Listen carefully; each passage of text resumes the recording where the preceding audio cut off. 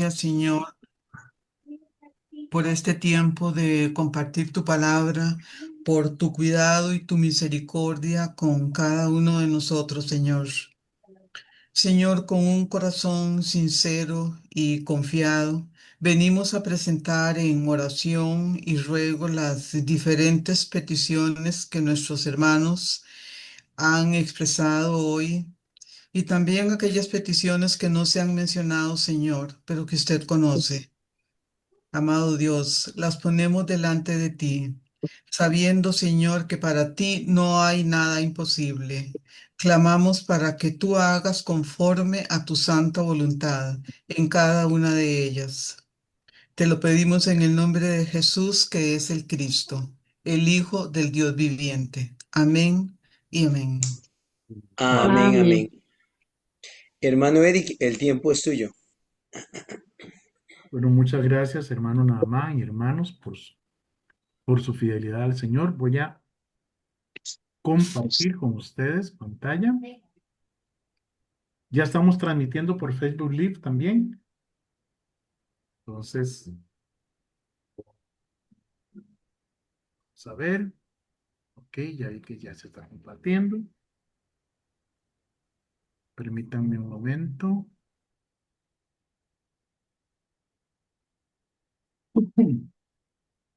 Muy bien. Venimos estudiando las oraciones de Jesús, ¿verdad? Ya hoy vamos por la séptima. Permítanme revisar mis notas. Sí, por la séptima oración que vemos de Jesucristo. Y qué interesante que hasta ahora la Escritura no nos dice qué dijo él en cada una de esas oraciones. Ahora, no son las únicas veces que Jesús oraba, ¿verdad? Jesús oraba todo el tiempo. Él mantenía constante contacto con su Padre Celestial. Sin embargo, este, el Señor en la Escritura nos deja ver algunas ocasiones en las que Él ora, momentos especiales, momentos particulares en los que Él ora. Y hoy vamos a ver un momento eh, muy particular, muy especial. Vamos a ir a Lucas 9, 28 al 36. Lucas 9, 28 al 36.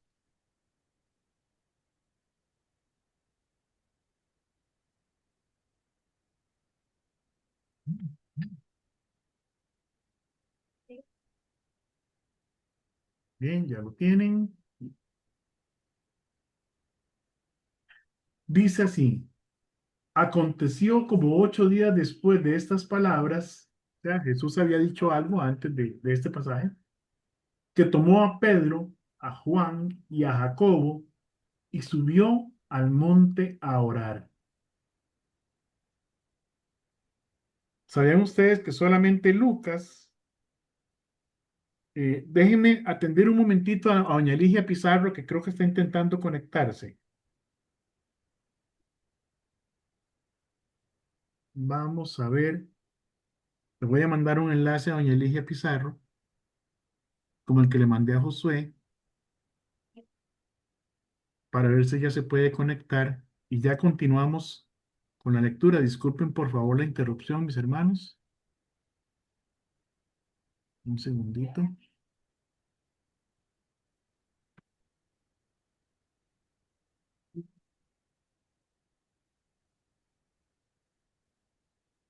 Ok, ahí se lo envié, a ver si lo logra. Muy bien. Entonces dice Lucas, aconteció como 8 días después de estas palabras que tomó a Pedro, a Juan y a Jacobo y subió al monte a orar. Entre tanto que oraba, la apariencia de su rostro se hizo otra, y su vestido blanco y resplandeciente.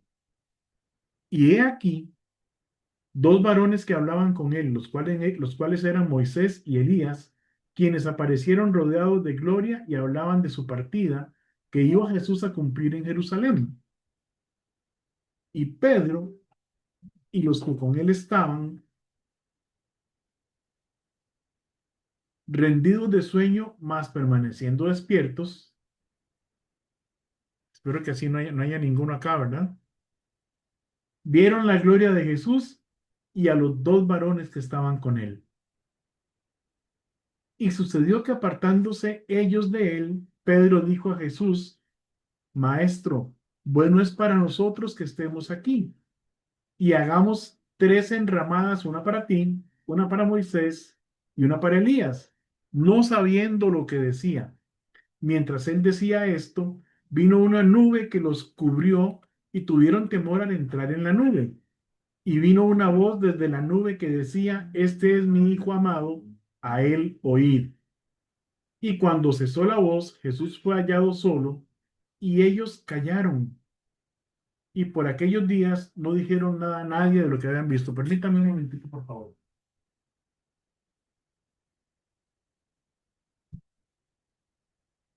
Que andan los nitillos por ahí. Muy bien.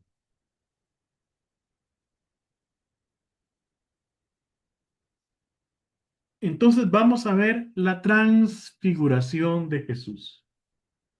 ¿Ah? Y aquí algo interesante es, otra vez, aconteció como 8 días después de estas palabras que tomó a Pedro, a Juan y a Jacobo y subió al monte a orar, y entre tanto que oraba, la apariencia de su rostro se hizo otra y su vestido blanco y resplandeciente. Este relato también es narrado por Marcos y por Mateo, aunque ellos no mencionan que Jesús estaba orando antes de la transfiguración, cuando se transfiguró. Juan, por su parte, no menciona este hecho, que pareciera muy relevante como para ser ignorado, ¿verdad? Aunque Juan no incluye la historia de la transfiguración, él sí comienza su evangelio a con una declaración que no deja duda sobre el origen divino de Cristo y hace una descripción de su gloria. Juan dice en el Evangelio de Juan 1, 1 al 4: En el principio era el verbo, y el verbo era con Dios, y el verbo era Dios. Este era en el principio con Dios. Todas las cosas por él fueron hechas, y sin él nada de lo que ha sido hecho fue hecho. En él estaba la vida, y la vida era la luz de los hombres. Y en el verso 14 del mismo capítulo 1 de su Evangelio, Juan dice: Y aquel verbo fue hecho carne y vimos su gloria, gloria como del unigénito del Padre, lleno de gracia y de verdad. Ahora, recordemos que el que escribe este Evangelio, el Evangelio de Juan, donde no se menciona la transfiguración, estuvo presente en la transfiguración. Y luego da una alusión a ese hecho en sus escritos a través de su primera epístola, Primera de Juan. En los versículos 1 al 5 de Primera de Juan dice: Lo que era desde el principio, lo que hemos oído, lo que hemos visto con nuestros ojos, lo que hemos contemplado y palparon nuestras manos tocante al verbo de vida, porque la vida fue manifestada y la hemos visto y testificamos y os anunciamos la vida eterna, la cual estaba con el Padre y se nos manifestó. Lo que hemos visto y oído, eso os anunciamos, para que también vosotros tengáis comunión con nosotros, y nuestra comunión verdaderamente es con el Padre y con su Hijo Jesucristo. Estas cosas os escribimos para que vuestro gozo sea cumplido. Este es el mensaje que hemos oído de él y os anunciamos. Dios es luz y no hay ningunas tinieblas en él. Ahora, interesante todo este pasaje, pero me interesa mucho lo que él dice. Estas cosas os anunciamos. Lo que hemos visto y oído, eso os anunciamos, para que vosotros tengáis comunión con nosotros, y nuestra comunión verdaderamente es con el Padre y con su Hijo Jesucristo. Eh, ¿qué,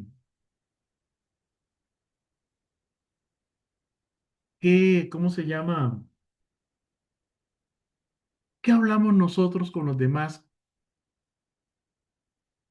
especialmente con aquellos que no conocen a Jesús? ¿De qué conversamos?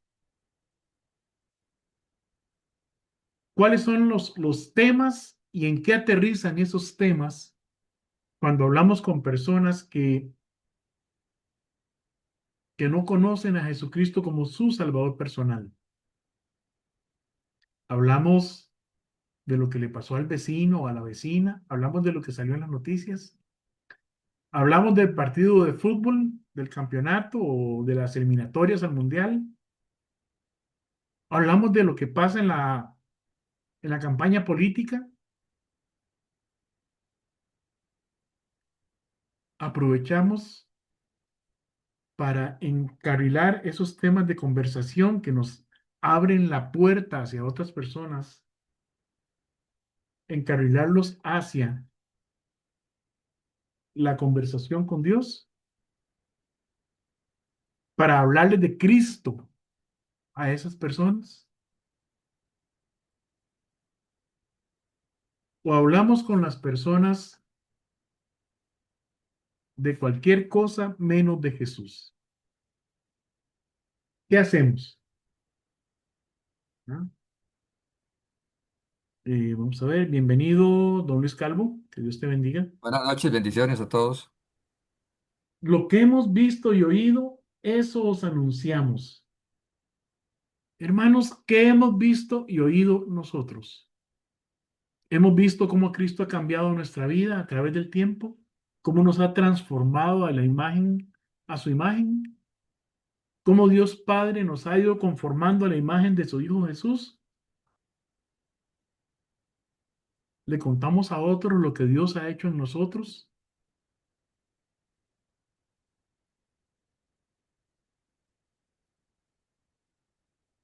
O callamos lo que Cristo ha hecho en nuestra vida. ¿O será que Cristo no ha hecho nada en nuestra vida? Porque como lo he dicho otras veces, creo que no hay posibilidad de que Jesucristo toque la vida de una persona y nada suceda. Algo tiene que cambiar. Y de eso podemos contarle a las personas, para que ellas también tengan comunión con nosotros, con Dios Padre y con Jesucristo, su Hijo.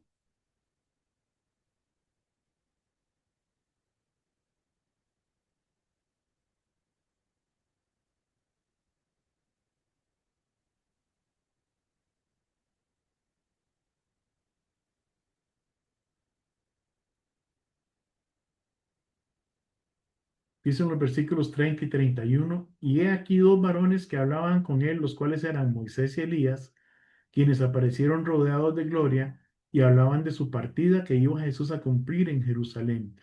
El Evangelio de Lucas añade este detalle que no lo encontramos en los otros evangelios, y es que ellos hablaban con Jesús sobre su partida, y mencionan la palabra éxodo.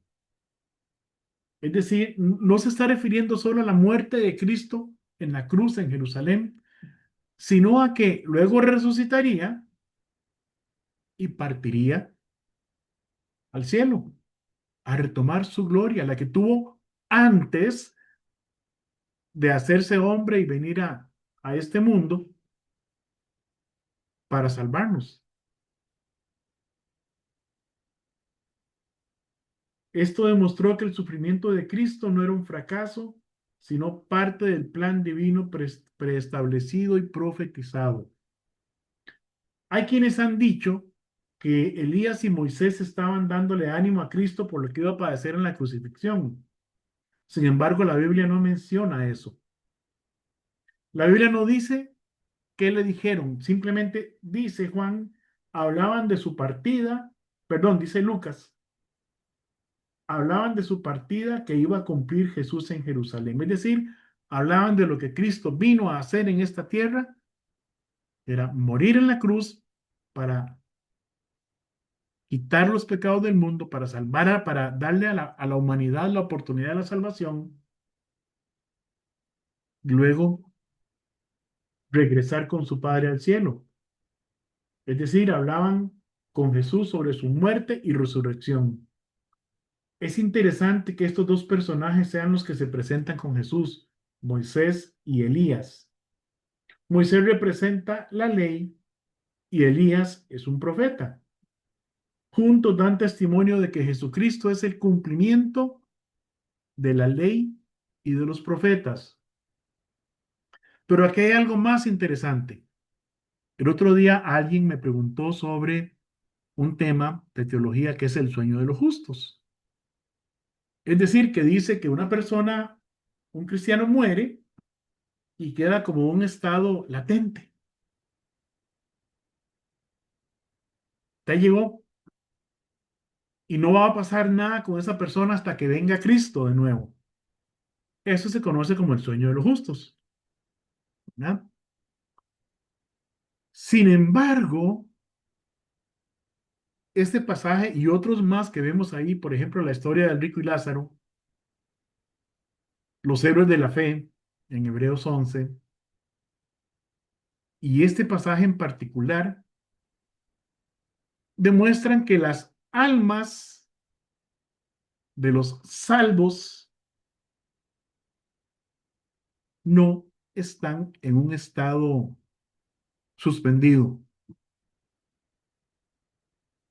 Tan es así que Moisés y Elías se aparecieron con Jesucristo. ¿Y dónde estaban Moisés y Elías? Algo más curioso que vamos a ver en la siguiente diapositiva es que Pedro los reconoce. Interesante es que estaban hablando con él acerca de lo que él venía a hacer. Pero si sus almas hubieran estado hubieran permanecido en un estado latente, inerte, dormido, ¿cómo es posible que estos dos hombres hayan aparecido? Si eso fuera cierto, del sueño de los justos, ¿a quién se llevó Jesucristo cuando entró en el cielo después de resucitar? ¿Ante quién se presentó Jesús y quién venía detrás de él? Porque dice que subiendo llevó a cautivo a la cautividad, haciendo referencia al paraíso donde estaban Abraham y todos los santos del Antiguo Testamento que habían muerto hasta ese momento. Nada más se las dejo. Ese es otro estudio, pero es para que lo pensemos, para que leamos, para que aprendamos a escuchar lo que se enseña en algunos foros y retengamos lo que dice la palabra de Dios, ¿verdad? Donde nos, donde nos demuestra que hay ciertas cosas que no son como nos las han contado. Creo firmemente que el alma es eterna y que el cristiano cuando muere, su alma va a la presencia de Dios y tiene conciencia, no está en un estado inconsciente. Pablo dijo que él conoció a un hombre, está hablando de sí mismo, es lo que la mayoría de los eruditos creen, que si en el cuerpo o fuera del cuerpo no lo sabe, que fue llevado hasta el tercer cielo y vio cosas de las cuales no le es permitido hablar. Sabemos que a Pablo, una vez fue apedreado y lo dieron por muerto. Y entonces, ¿cómo es que su alma estaba consciente para ver cosas de las cuales no le era permitido hablar en su ministerio? Nada más para que lo pensemos y lo dejemos ahí para cuando se presente el tema con mayor amplitud.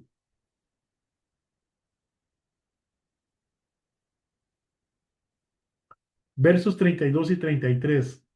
Y Pedro y los que estaban con él, rendidos de sueño, mas permaneciendo despiertos, vieron la gloria de Jesús y a los dos varones que estaban con él.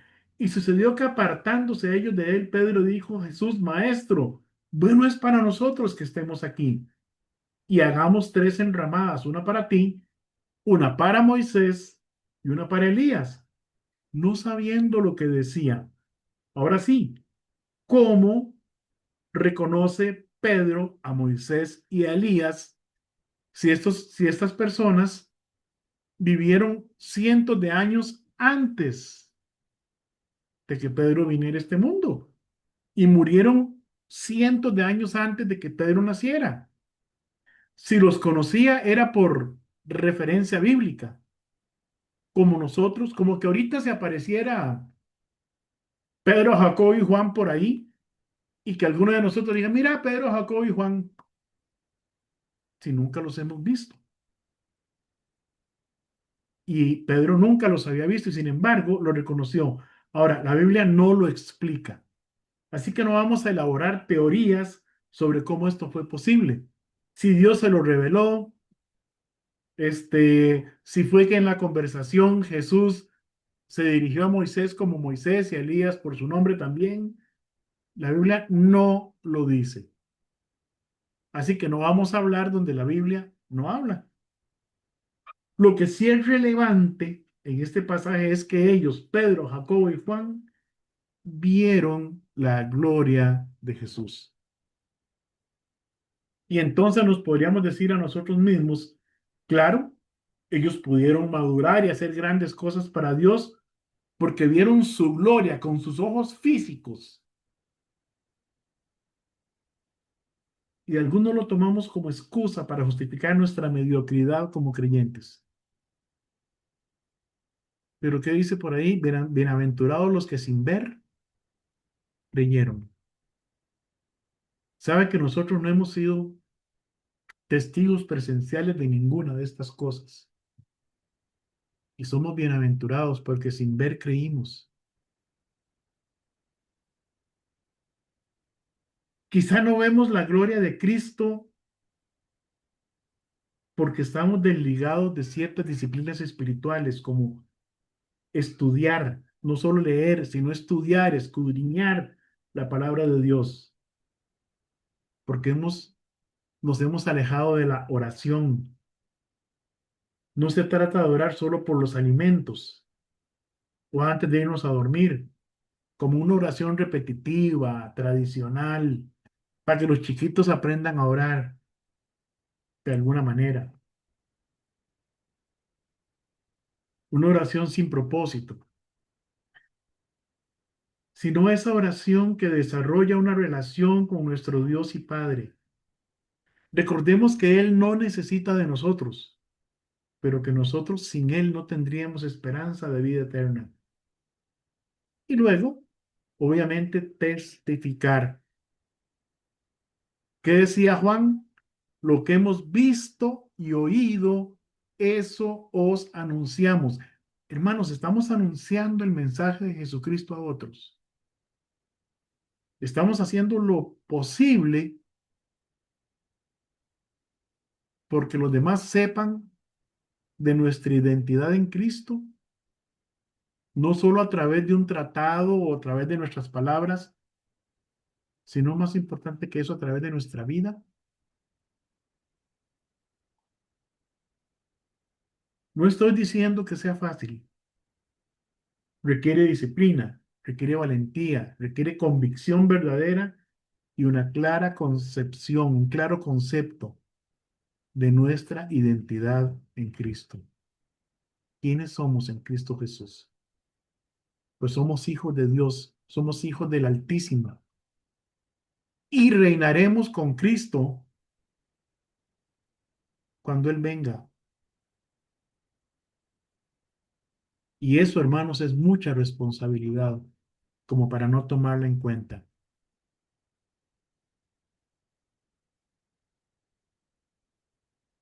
Versos 34 al 36. Mientras él decía esto, vino una nube que los cubrió y tuvieron temor al entrar en la nube. Y vino una voz desde la nube que decía, este es mi hijo amado, a él oíd. En Mateo dice, este es mi hijo amado en quien tengo complacencia, a él oíd. Ahora, esta es la segunda vez que se narra en los evangelios la aprobación de Dios Padre para su Hijo unigénito. Es importante notar que eso sucede un momento anterior en el bautismo de Jesús y ahora en la transfiguración, momentos clave en la vida terrenal de nuestro Señor. Cuando Jesús es bautizado, una voz del cielo dijo, este es mi Hijo amado en quien tengo complacencia.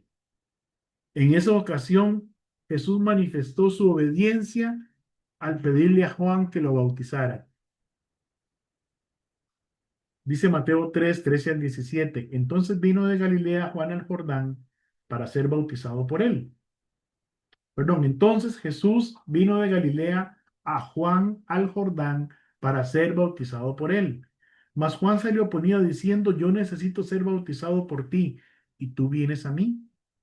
Pero Jesús le respondió, deja ahora, porque así conviene que cumplamos toda justicia. Entonces le dejó. Y Jesús, después que fue bautizado, subió luego del agua, y aquí los cielos le fueron abiertos, y vio el Espíritu de Dios que descendía como paloma y venía sobre él. Y hubo una voz de los cielos que decía, este es mi Hijo amado en quien tengo complacencia. Y en la transfiguración, donde al hablar con Moisés y con Elías sobre su muerte y resurrección, demuestra una vez más que está decidido a hacer la voluntad de su Padre, y Dios Padre se lo reconoce manifestando su complacencia por la obediencia de Cristo. Mateo 17, 4 al 5 lo narra de esta manera. Entonces Pedro dijo a Jesús, Señor, bueno es para nosotros que estemos aquí. Si quieres, hagamos aquí 3 enramadas, una para ti, otra para Moisés y otra para Elías. Mientras él aún hablaba, una nube de luz los cubrió, y aquí una voz desde la nube que decía, este es mi Hijo amado en quien tengo complacencia, a él oíd. Escuchamos a Jesús nosotros. Hermano, pero es que Jesús no habla hoy. Y todo lo que está escrito en los evangelios que él dijo, lo escuchamos. Cuando oramos, tomamos un tiempo para reflexionar,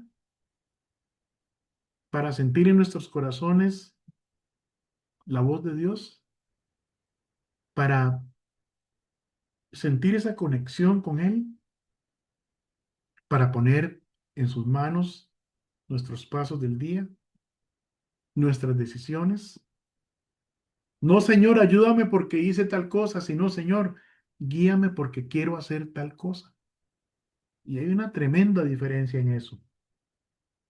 ¿Será que escuchamos la voz de Dios? ¿Será que somos sensibles a lo que Él quiere que hagamos, a su voluntad? ¿O vivimos la vida cristiana, como decía don Alberto Reyes,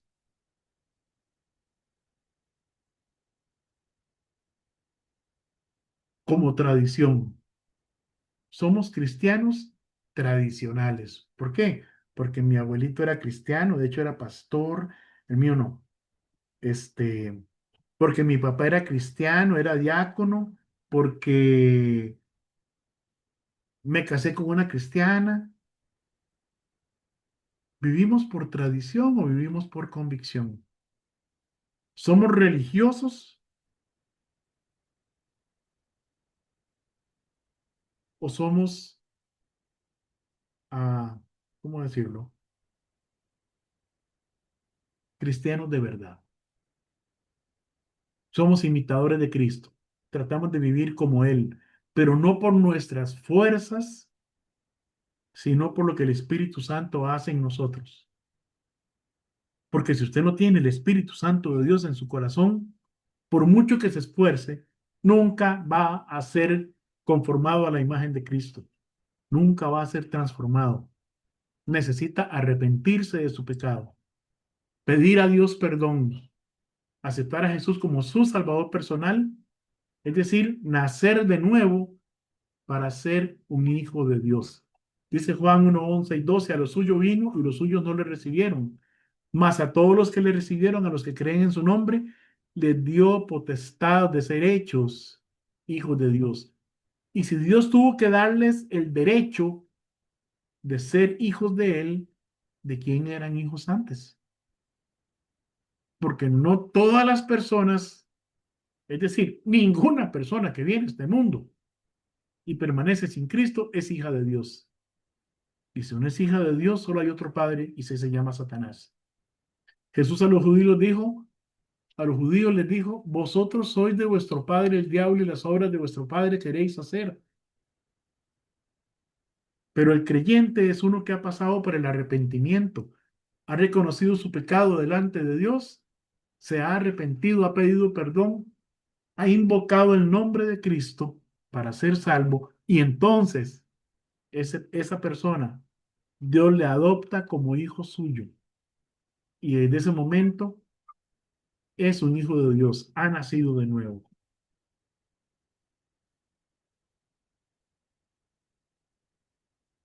Jesús oró con sus discípulos antes que ellos vieran su gloria en la transfiguración. No sabemos cuál fue la oración. Sin embargo, para Pedro, Jacobo y Juan fue una experiencia única e inolvidable. Dios Padre le habló a ellos tres y les dijo, este es mi Hijo amado, a él oíd. ¿A quién oímos nosotros? ¿Al hermano Eric? Están fritos, hermanos.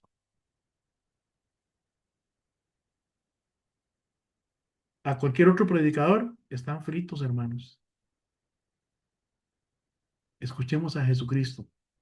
Comprobemos en la Biblia si lo que cualquiera que les predique o que nos predique está diciendo lo que realmente dice la palabra de Dios o está forzando las escrituras para hacernos creer que la Biblia dice algo que no es cierto.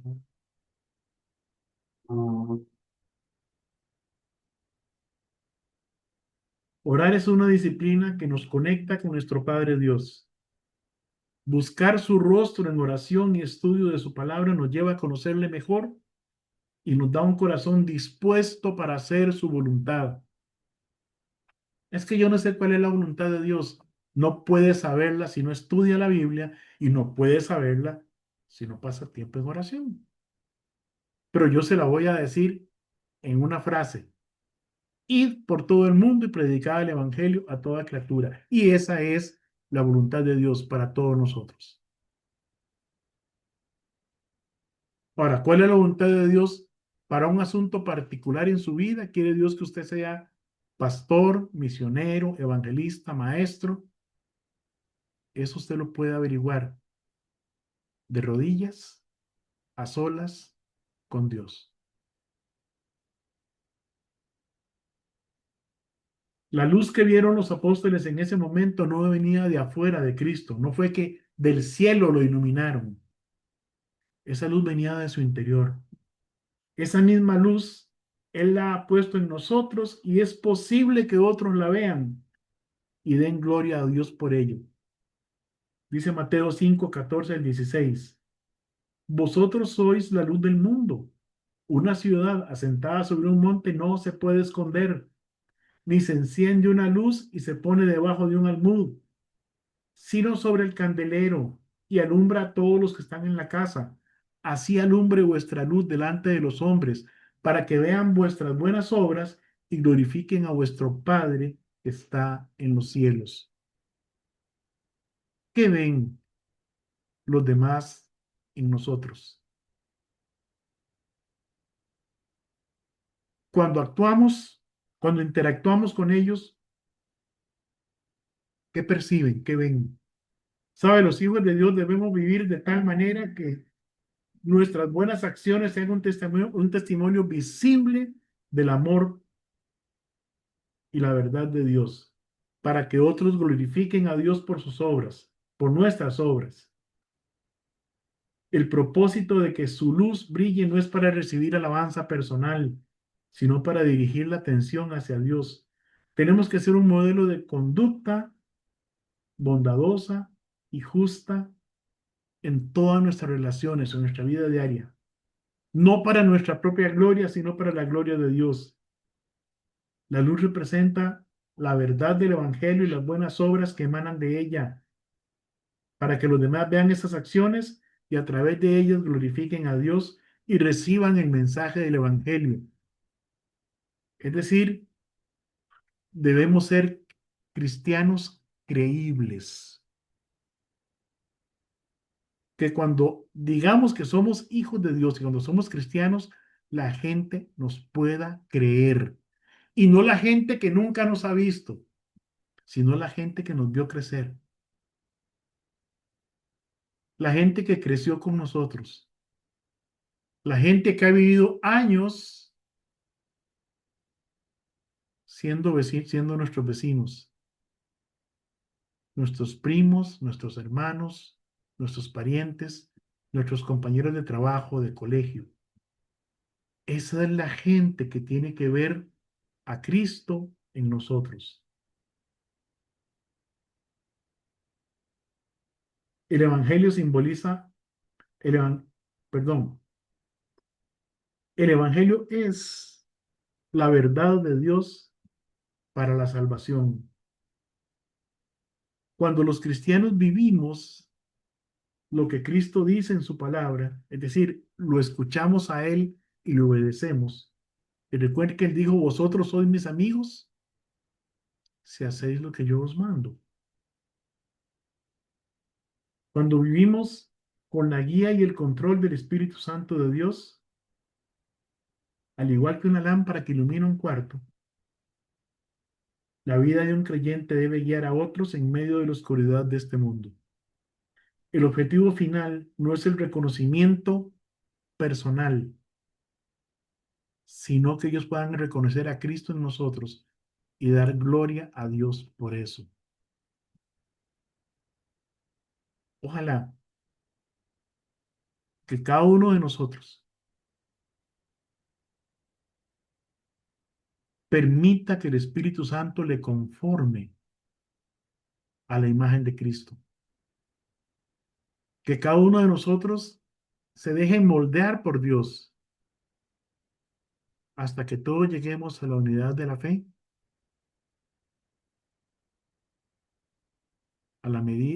a un varón perfecto, a la medida de la estatura de la plenitud de Cristo. Ahí quiere vernos Dios. Un cristiano maduro es el que refleja el carácter de Cristo, su temperamento. ¿Y cuál es el carácter de Cristo? Amor, gozo, paz, paciencia, benignidad o amabilidad, bondad, fe, mansedumbre y dominio propio. Ese es el carácter de Cristo. Y ahí quiere llevarnos Dios a esa madurez. Ojalá que cada uno de nosotros desarrolle la disciplina de orar, estudiar la Biblia y testificar. Esos tres pilares nos van a llevar a madurar en Cristo, como Él quiere que maduremos. Vamos a, a terminar acá la transmisión. Permítanme un momento nada más.